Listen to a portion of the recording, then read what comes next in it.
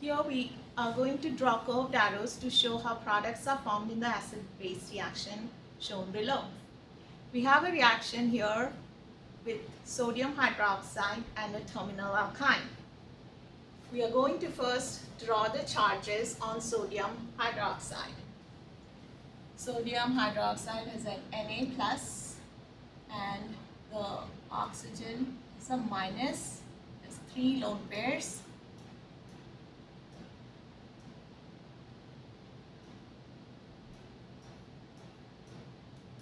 It's always a good idea to draw the Lewis dot structures and all the bonds so that you can show the arrows correctly.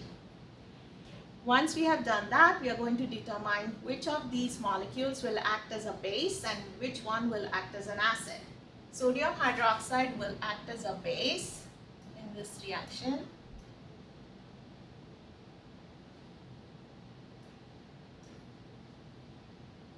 And the terminal alkyne will be our acid.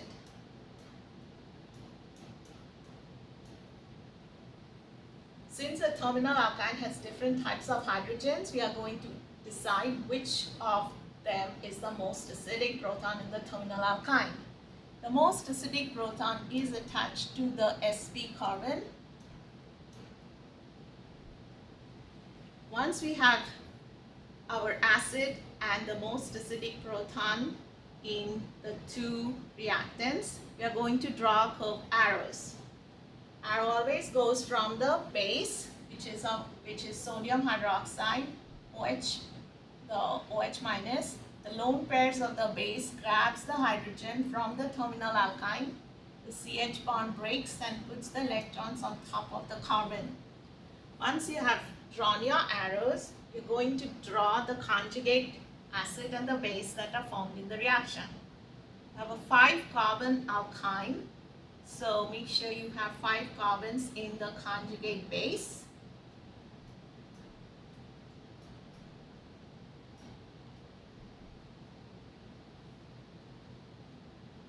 And the sodium plus ion is going to associate itself with the anion, the salt of the alkyne.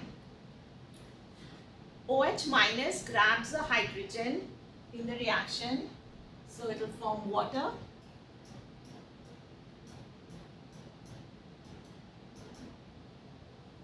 Now you're going to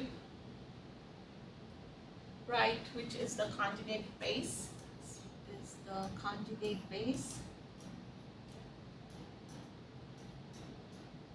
And water is the conjugate acid.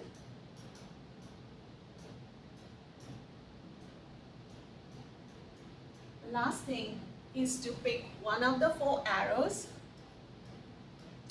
to decide the direction of equilibrium.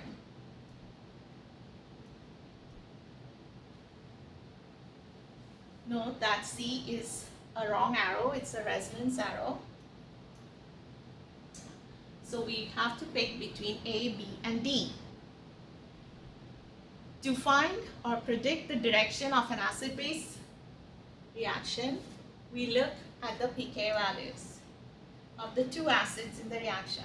One is the terminal alkyne. The pK of terminal alkynes are around 25.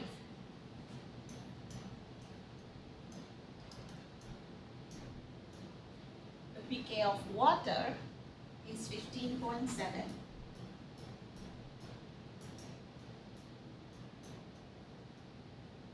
So which one is the stronger acid here? Stronger acids have smaller pK values. So water is the strong acid and you're forming water in the product side. So you're forming a strong acid on the product side. Equilibrium always moves towards a weak acid. The weak acid is on the reactant side. So clearly this reaction will not work and we have to pick D as the arrow that predicts the direction of equilibrium. What this means is if you would like to deprotonate a terminal alkyne, you cannot use sodium hydroxide because the conjugate base, the salt of an alkyne, is actually the stronger base and would move the reaction backward. So this reaction will not work. Instead, you could choose other bases like sodium hydride so that you would get hydrogen gas, or you could choose NH2 minus, NaNH2, which would give you ammonia, and those bases would be able to deprotonate the terminal alkyne. So to summarize, here we had a reaction between terminal alkyne and sodium hydroxide. We found that the equilibrium moves backward because the conjugate acid formed in this reaction, which is water, is a stronger acid. Equilibrium always moves towards the weaker acid, which in this case happens to be the starting material and the terminal alkyne. So, in short, sodium hydroxide is not able to deprotonate a terminal alkyne.